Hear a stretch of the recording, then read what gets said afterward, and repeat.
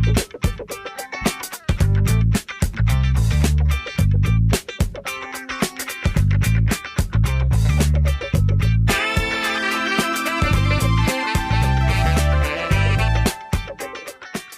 Topic के अंदर हम लाइन विद मेजरिंग यूनिट्स के सपोज अगर हमें लाइंस लगानी पड़ जाएं और सर्टेन हमारे पास कुछ स्पेसिफिक इंफॉर्मेशन मौजूद है कि आपने एक you have to draw line जिसकी लेंथ 100 फीट हो। नॉर्मली हम रोड्स की जब राइट ऑफ वे की बात कर रहे होते हैं वहाँ पे भी हमें ज़रूरत होती है।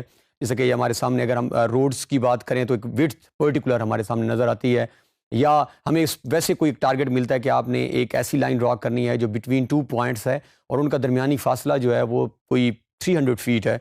तो हमें पता होना चाहिए कि हमने लाइन, तो दो चीज़ें जब आप किसी भी जगह ड्राइंग प्रेजेंट करेंगे आपसे डिमांड की जा सकती हैं, पूछी जा सकती हैं। फर्स्ट वन इज़ कि इसके यूनिट्स कौन से हैं। सपोज़ आप फ़र्ज़ करें कहते हैं कि ये फ़ीट में है, और सेकंड क्वेश्चन होगा कि ये अगर फ़ीट में है तो इसकी लेंथ कितनी है। तो आपने लेंथ को भी फ़ीट में ही बताना होगा, ये 10 फीट है, ये 20 फीट है, ये 30 फीट है। तो इस लेक्चर के अंदर हम क्लियर करेंगे कि अगर जब हमने इसको लेंथ बतानी हो या यूनिट्स बताने हो तो वो हम कैसे कैड के अंदर सेट कर सकते हैं सेटिंग्स में। और इसके साथ हमारे पास क्रॉस हेयर्स जैसा कि आपको बने हुए नज़र आ रहे हैं, जब भी हम ड्राइंग स्टार्ट करते हैं तो हमारे पास जो है वो दो वर्टिकल हॉरिजॉन्टल लाइन नज़र आती हैं। तो इसका अगर साइज़ इंक्रीज़ या डिक्रीज़ करना हो, बाज़ औक़ात ये साइज़ इंक्रीज़ हो जाता है और जो बिगिनर्स स्टूडेंट्स हैं या जिनको आइडिया नहीं होता तो कन्फ्यूजन थोड़ी सी हो जाती है, इसको भी हम चेक करेंगे। देन हमारे पास पिक बॉक्स जो कि हमारे नज़र आ रहा है, इसका साइज़ भी जो बिल्कुल जब जहाँ पे ये हॉरिजॉन्टल और वर्टिकल लाइन कट करती हैं वहाँ पे छोटा सा जो बॉक्स बनता है, अगर हमने इसके साइज़ को इंक्रीज़ या डिक्रीज़ करना हो तो वो हमने कैसे करना है उसको भी हम देखेंगे। तो आइए हम बढ़ते हैं कैड की तरफ और देखते हैं कि इन टूल्स को हम कैसे यूज़ करते हैं। तो ये हमारे पास हमारी स्क्रीन है और यहाँ पे हम कोई भी एक लाइन जो है वो एल एंटर, तो ये हम फ़िलहाल विदाउट एनी यूनिट्स जिस तरह हमने स्टार्ट में लाइंस लगाई हैं हम ड्रॉ कर सकते हैं। बट नाउ हम इसको यूनिट्स के साथ लगाना सीखते हैं कि अगर हमें टास्क जिस तरह मिला है, हमारे पास एक असाइनमेंट है, हमारे पास कोई ऐसा प्रोजेक्ट है जिसके अंदर हमने लाइंस लगानी है but with some units, feets के अंदर हो सकती हैं, वो इंचज़ के अंदर हो सकती है। तो हम इसको फ़िलहाल जो है वो यहाँ स्क्रीन से लेफ़्ट सिलेक्शन से डिलीट कर देते हैं और हम एक लाइन स्टार्ट करते हैं। L enter, specify first point और now is asking for second points. तो हमारे पास दो ऑप्शंस हैं, आप इस जो भी डायमेंशन आपने यहाँ नोट करनी है। अब यहाँ पे दो सिंबल्स हमारे लिए बड़े इंपॉर्टेंट हैं, फीट और इंचज़ का।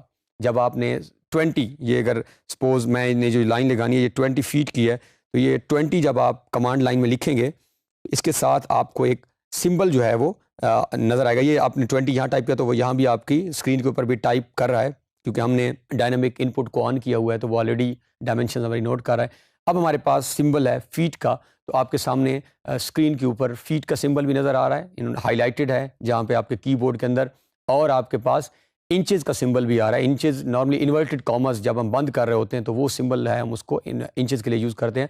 तो स्क्रीन पे आप दोनों सिंबल्स को देख सकते हैं। ये बताता चलूँ कि एंटर जो आपका जो बटन है उसके बिल्कुल साथ वाला जो बटन है, यहाँ पे अगर आप इसको सिंगल प्रेस कर लें तो ये आपका फीट होगा, और अगर आप इसको शिफ्ट के साथ प्रेस करेंगे तो आप इंचेस 20 फीट की सपोज हम, ये हमारे पास फीट है, और आप इसको डबल एंटर कर दें तो ये जिस डायरेक्शन में आपने लाइन को मूव किया था आपके पास 20 फीट की एक लाइन जो है वो लग चुकी है। और ये लाइन अगेन चूँकि स्क्रीन रेजोल्यूशन से वो बाहर चली गई है, तो आप जब भी कोई आपकी ऐसी ड्राइंग जो आपकी स्क्रीन से ऑटोमेटिकली बाहर चली जाए, आपकी एक्सीड कर जाए, so then you need to press Z enter, A enter. इसको आप नोटबुक में अगेन लिखें, आपने Z को पहले एक दफ़ा प्रेस करना है, फिर आप जाके एंटर बटन प्रेस कर देंगे, फिर A प्रेस करें और फिर बटन प्रेस करेंगे तो आपकी ये ड्राइंग जिस तरह ये Z एंटर और A एंटर, तो ये आपके साथ जो है वो आपकी जो लाइन है वो विद इन स्क्रीन मूव कर गई, और एक और लाइन भी आपको नज़र आ रही है। तो ये हमारे पास जो है वो, हमारे पास दो लाइंस मौजूद थी, पहले वाली लाइन भी आ चुकी है और ये हमारे पास जो लाइन अब लगाई है वो भी नज़र आ गई है। सो इस तरह आप लाइन जो है वो किसी भी यूनिट में, हम इसको डिलीट करके एक दफ़ा एक और लाइन लगाते हैं। ये हमारे पास लाइन की कमांड है और यहाँ पे हम सपोज लिख देते हैं कि दिस इज़ 20 फीट और 3 इंचेस या 5 इंचेस। तो हम ये इंचेस का बटन, तो ये अगर हम डबल प्रेस की तो ये हमारे पास हमारी फीट और इंचेस के अंदर लाइन लग चुकी है। तो यहाँ पे जो दो चीज़ें आपने जहन में रखनी है कि आपने डायनामिक जो आपकी इनपुट है उसको ऑन रखा हुआ है तो ऑटोमेटिकली आप स्क्रीन के ऊपर लिख सकते हैं। अगर डायनामिक इनपुट आपने ऑफ कर दी है तो फिर आप कमांड लाइन के अंदर इन मेजरिंग यूनिट्स को लिख सकते हैं और आप इजीली कोई भी line with any measuring units draw कर सकते हैं।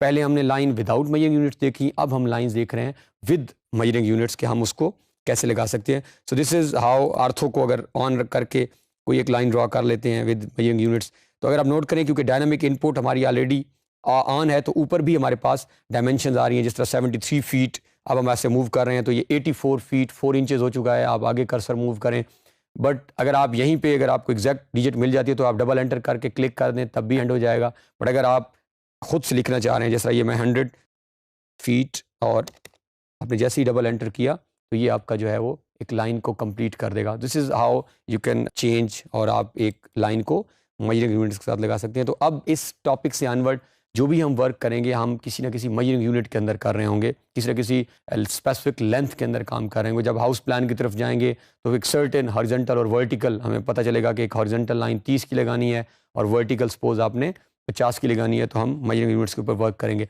इसके साथ हम जो कंक्लूडिंग इस टॉपिक की तरफ बढ़ते हैं, तो हमारे पास क्रॉस हेयर साइज का ऑप्शन थी, तो वो हम कहाँ से करेंगे। अभी आप नोट करें तो ये जो स्क्रीन पे कर्सर मूव कर रहा है, तो ये दो जो आपको लाइंस नज़र आ रही हैं जो एक दूसरे को कट कर रही हैं, और इसके दरमियान एक पिक बॉक्स साइज छोटा सा बॉक्स भी बना हुआ है। अगर हम इन लाइंस को बढ़ाना चाहें, और अक्सर ऐसा भी हो सकता है कि आप किसी नए सिस्टम पे गए हैं और ये लाइन का साइज़ ज़्यादा हो, तो हमें पता होना चाहिए कि हम कहाँ से कर सकते हैं। तो ओपी इज़ शॉर्ट की फॉर ऑप्शंस, जो हमने स्टार्ट में लेक्चर्स में भी प्रीरेक्विजिट्स में भी चेक किए। आप ओपी करके एंटर करें तो एक नया डायलॉग बॉक्स आपके सामने ओपन हुआ, और यहाँ से डिस्प्ले में अगर आप आएँ, so this is cross hair size, by default this is 5।